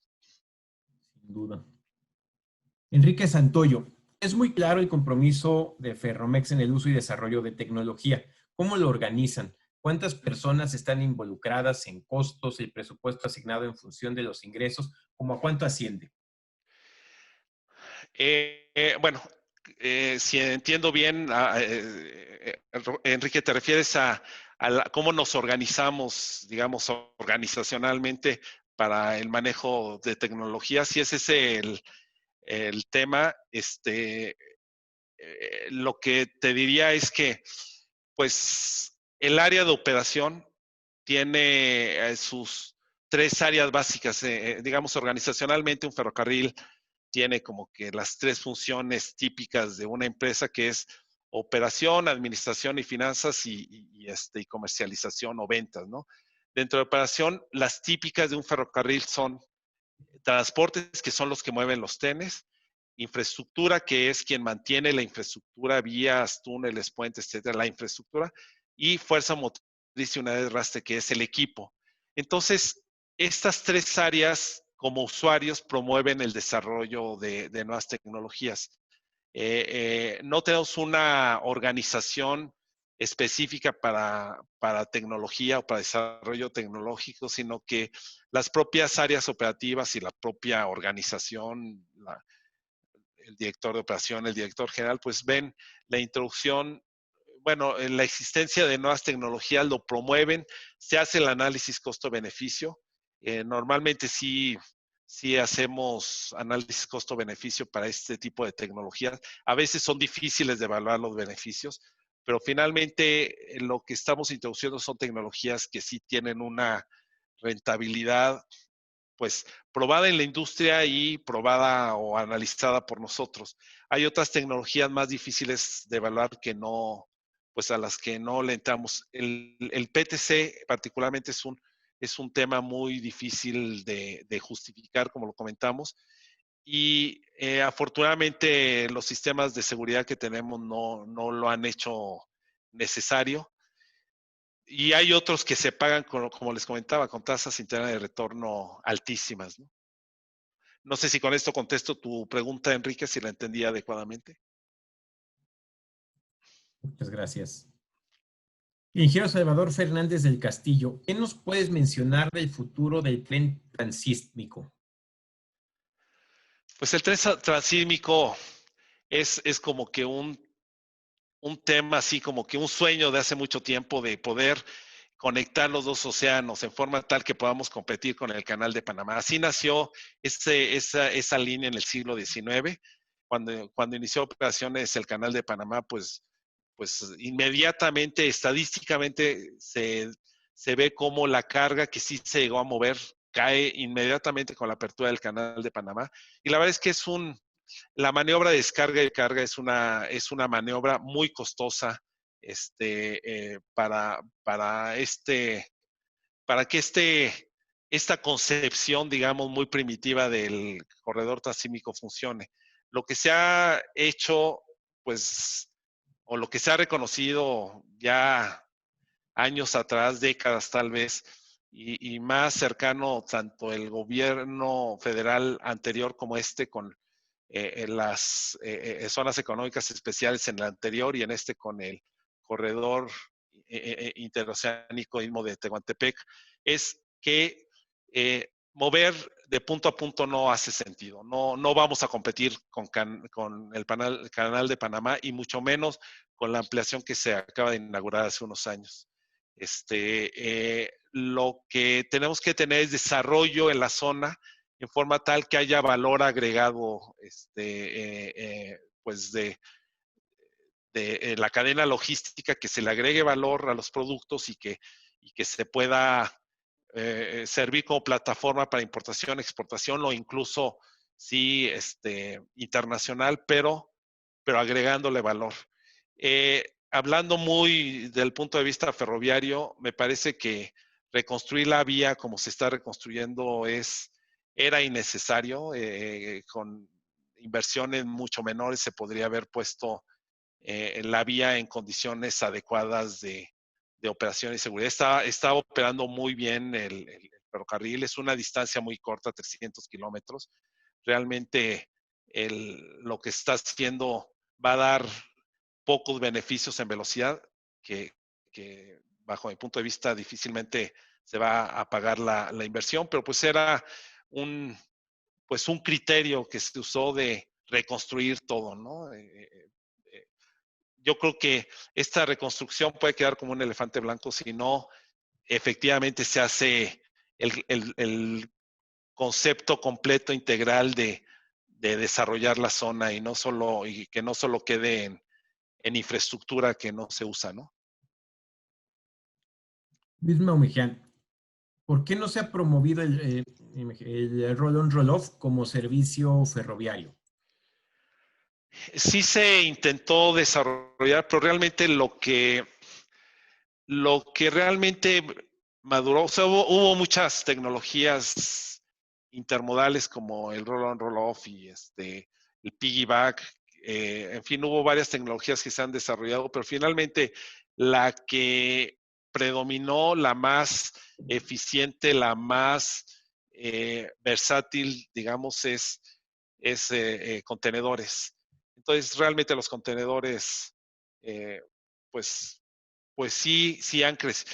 Sí, el sector que más está creciendo en México es el intermodal. El doctor Humberto Marengo. Se han planteado varios ferrocarriles en puertos fronterizos, sin embargo, no hay interés en desarrollarlos por parte de la iniciativa privada. En tu opinión, ¿por qué sucede esto? Puertos fronterizos, ¿te refieres, Humberto, a libramientos ferroviarios? Entendería si es el caso. O Es nueva. correcto. Correcto, ok, gracias, Humberto. Correcto. Entonces, si hablamos de libramientos ferroviarios, pues el problema de los libramientos, bueno, las fronteras efectivamente, y Humberto nos podrá dar clases de esto seguramente, pero podría yo decir que las fronteras son conglomerados urbanos de los dos lados de la frontera ya muy, muy densos, donde el ferrocarril normalmente quedó atrapado en esas sistemas urbanos macros, ¿no? Entonces sí se hace muy atractivo el desarrollo de libramientos. El problema de un libramiento internacional es, en primer lugar, el costo. Normalmente los libramientos, cualquiera que sea un libramiento, pues son costosos. Normalmente los libramientos pues van en la periferia de las ciudades. Normalmente el costo del suelo es alto.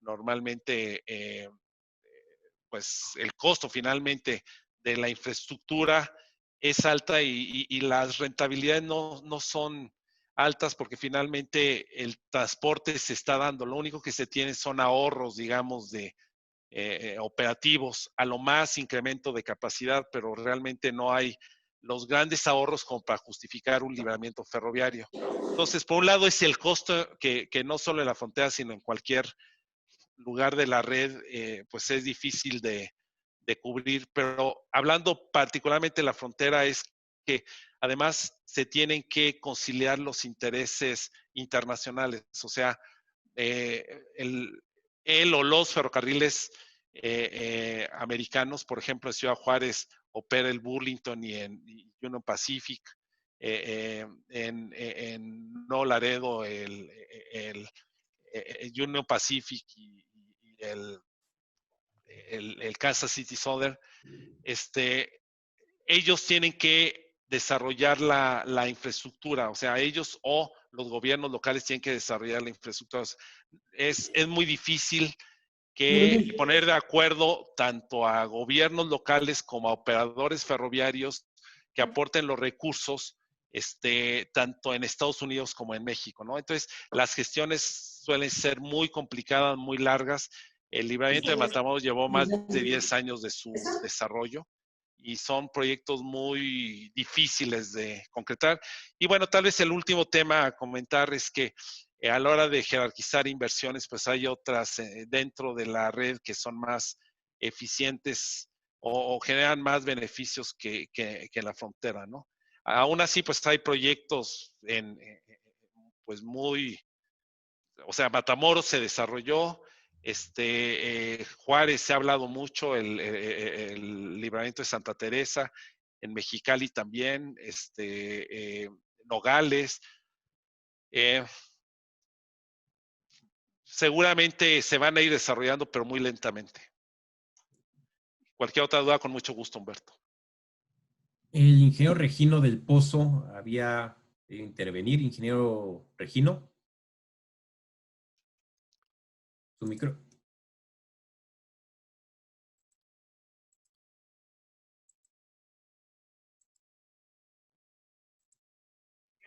Sí, excelente presentación, Juan Carlos, te felicito.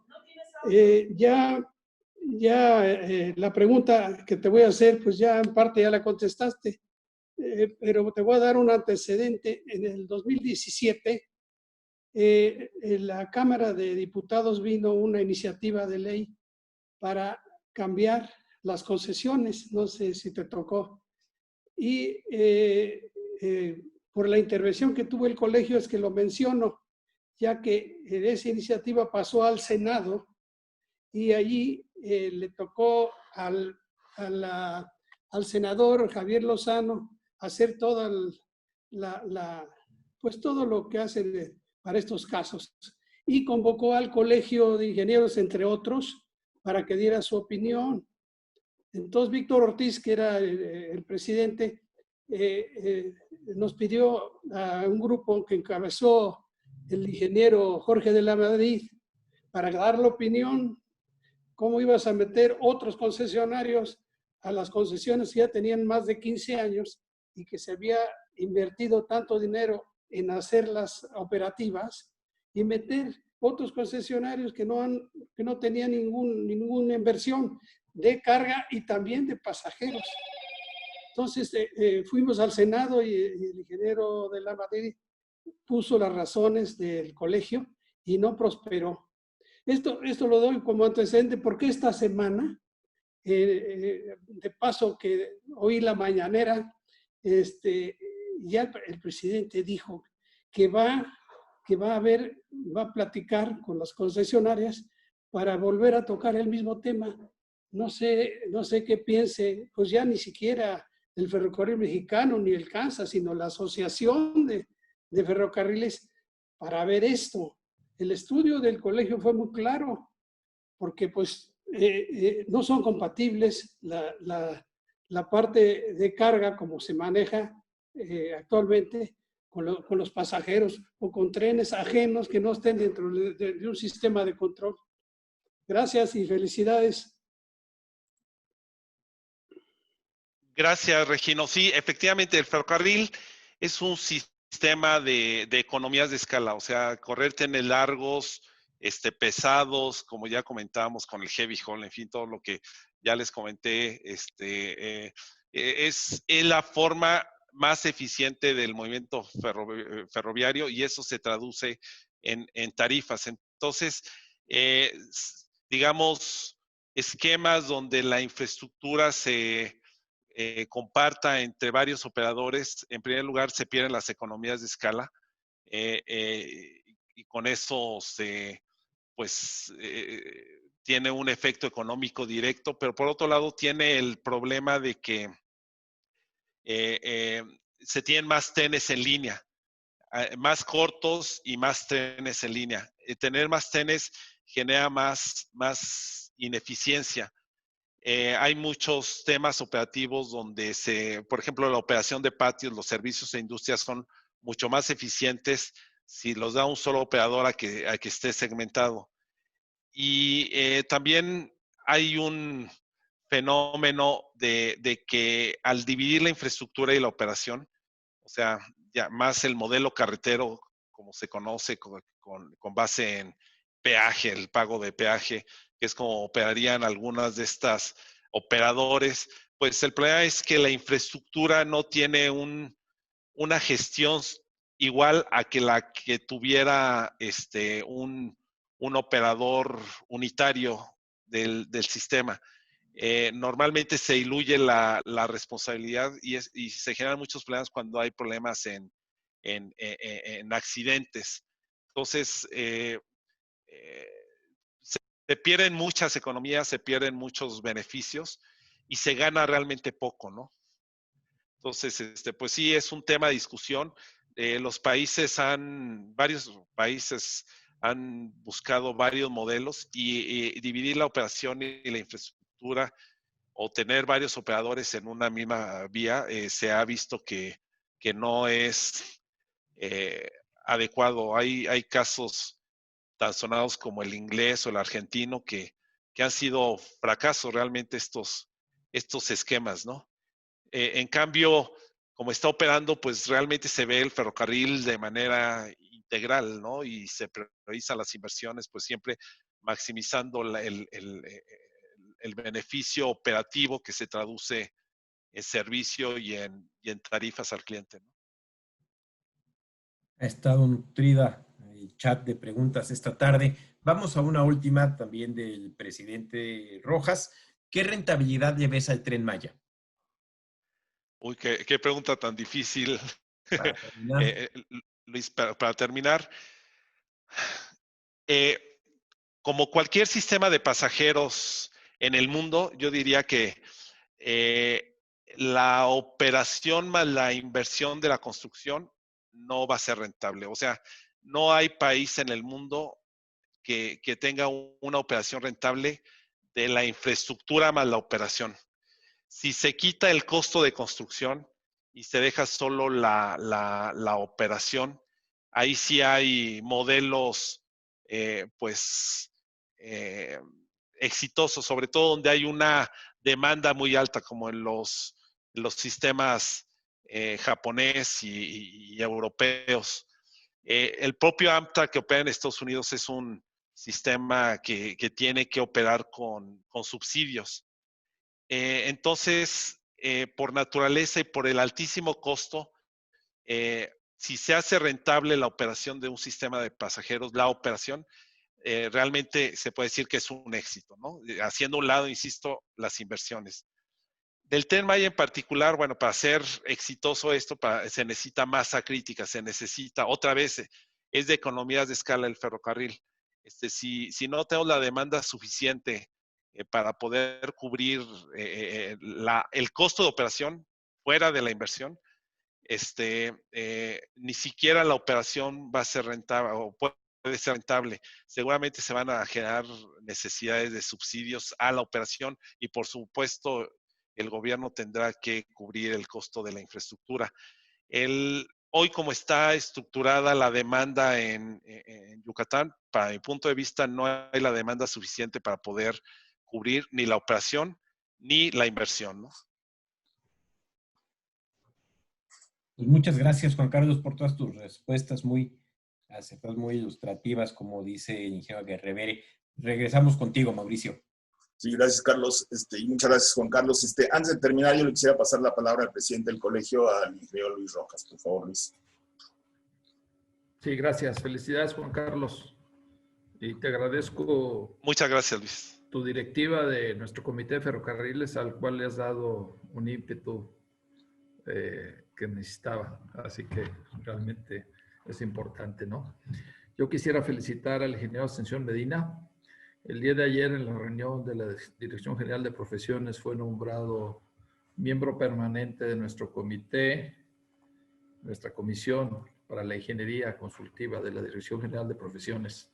Por ahí está Ascensión, así que lo quiero felicitar y dar un conocimiento en su participación con esta comisión ejecutiva de la ingeniería, la Dirección General de Profesiones para la labor del ingeniero. Y creo que, bueno, lo de ferrocarriles, ya lo había comentado con Juan Carlos, queremos hacer un perito en ferrocarriles, estamos tratando de formarlo, ya se lo encargué. Creo que vienen muchos ferrocarriles, muchos ingenieros que necesitan formarse en ferrocarriles. Ya hicimos un convenio con la MIPTAC para la formación. Ustedes ya vieron los cursos que fueron un éxito aquí con CAPITA, MIPTAC, el colegio. Y vamos en ese sentido, ¿no? Ya lo comentaba con Juan Carlos antes de esta plática de firmar con Ferromex un convenio para formar jóvenes ingenieros, residencias profesionales, etcétera, ¿no? Así que gracias, Juan Carlos. Sí, creo que es una muy buena visión de lo que tenemos que hacer en el colegio para la formación de futuros ingenieros y el conocimiento de ferrocarriles. Gracias, Mauricio, y felicidades. De nuevo. Gracias, Luis. Yo creo que se empieza a dar muy bien la sinergia entre los comités, ¿no? Que es una de las partes más importantes de lo que debe de pasar en el colegio. Y las láminas estas que pedimos al final, que hemos llamado los takeaways, como dicen los gringos, sin ninguna alusión a nadie, pero son las conclusiones que debemos de sacar de cada reunión, porque eso nos va a ir dando la agenda del comité y la agenda del colegio, ¿no? En muchos temas como este particularmente. No me quiero quedar con una pregunta, Juan Carlos, que es lo que tú y yo comentamos alguna vez del famoso dron, ¿no? Que salía a revisar cómo iba la vía hacia adelante y luego regresaba. ¿A poco implementaron eso? Sí, ya lo tenemos, no para la vía, todavía para la vía no, pero para la protección sí, sí tenemos drones protegiendo trenes, sobre todo trenes con productos peligrosos y trenes custodiados, bueno, más bien muy, ¿cómo se llama? Muy, pues atractivos para el robo, ¿no? Codiciables. Y sí está operando, está Sí hicimos prueba piloto, nos funcionó de maravilla y lo implementamos y está funcionando, Mauricio. Interesante. Roberto Duque alzó la mano por aquí. Roberto, a ver un breve comentario porque ya nos pasamos ahora sí tiempo. Sí, mira, muy brevemente, nada más para comentarles que se acaba de incorporar a esta reunión un gran personaje de la ingeniería ferroviaria mexicana. Es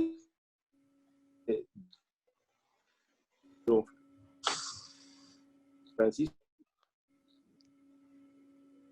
Gorostiza. Se está cortando, Roberto. Y quizá fuese oportuno que Paco Gorostiza pueda hacer uso de la palabra que se acaba de incorporar. Qué padre. Un abrazo, Paco. Un comentario. Micrófono, Paco. Micrófono. ¿Ya? ¿Ya me escuchas? Hola, ¿cómo estás, Paco? Qué bien que estás por acá. Hola, qué gusto saludarlos a todos. Paco, qué gusto. Carlos, mucho gusto saludarte. Entré Igualmente. tarde. Ojalá que después me puedas enviar tu presentación porque seguramente estuvo muy interesante. Sí, con mucho gusto, Paco. Sí. Coincido contigo con relación al Tren Maya. El Tren Maya, digamos, requiere de una demanda muy elevada que seguramente no se va a presentar y por lo tanto financieramente no es viable, ¿no?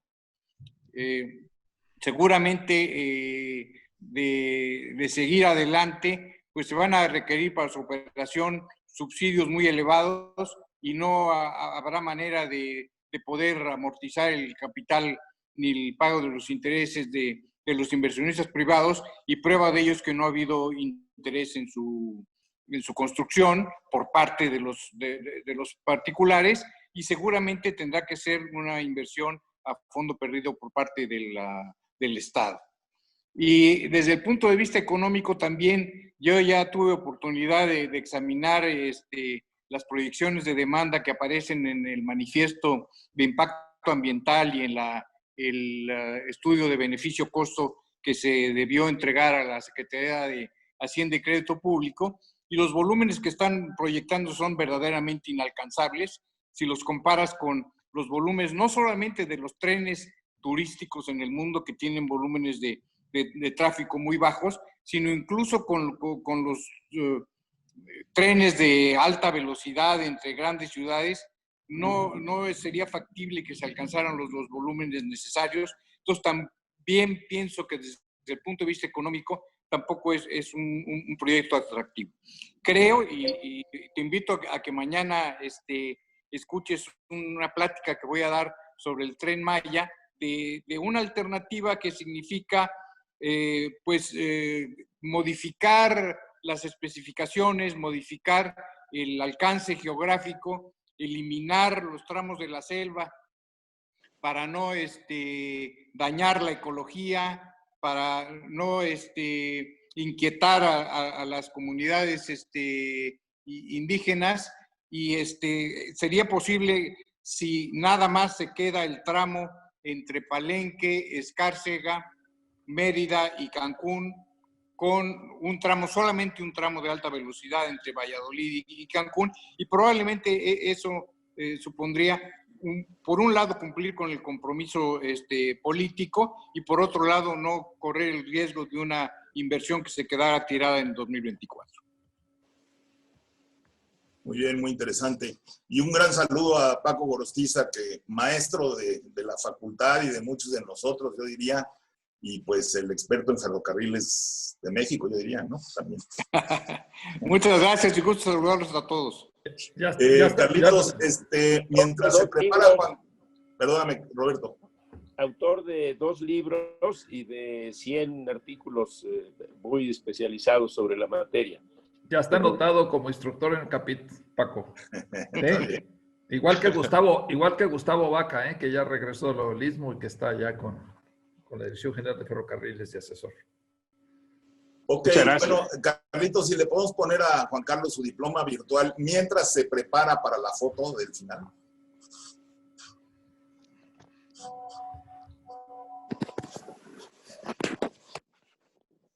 Entonces dice que el Comité Técnico de Tecnología del Colegio de Ingenieros Civiles de México otorga el presente reconocimiento a Juan Carlos Miranda Hernández por su valiosa participación como conferencista con el tema Nuevas tecnologías ferroviarias tras 200 años de evolución. De verdad fue muy interesante, Juan Carlos, y pues como lo hacemos siempre, por favor, si todos ponen sus videos para darle a Juan Carlos nuestro aplauso virtual y que él tome su fotografía del recuerdo. ¿Sale? Entonces a la 1, a las 2 y a las 3. Aplauso. Pues muy bien, muchas gracias. La próxima semana tenemos una conferencia muy interesante también, que va a tener que ver con las tecnologías ágiles, que es otro gran tema, las metodologías y tecnologías ágiles aplicadas a la industria de la construcción, en el diseño en la transformación digital, perdón. Entonces, tecnologías ágiles y la transformación digital. Nos vemos el próximo jueves. Que todos estén bien y buena semana a todos.